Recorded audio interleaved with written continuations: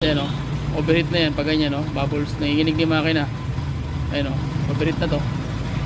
So ito na yung nangyari pag ang makina mo nanginginig, tingnan mo. Pag once na tumaas yung RPM, tumaas ang RPM, tumaas yung temperature gauge. Kasi hindi na lang ito dito eh. So yun ang problema guys, nanginginig yung makina. So tingnan nyo yung temperature.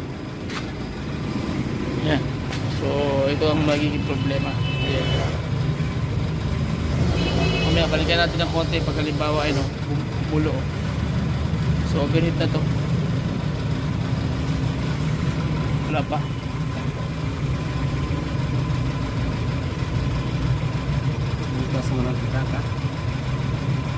Okay, so problema talaga yung ano niya, ano, bubbles. So butas yung kanyang ano guys, overhead. Gasket, may istira. Okay, so gawin natin subject propeller. So abangan nyo yung part 2 natin ito dahil i-overhaul natin ito. Okay, so sige, at least na find out natin saan talaga yung ano niya, mechanism.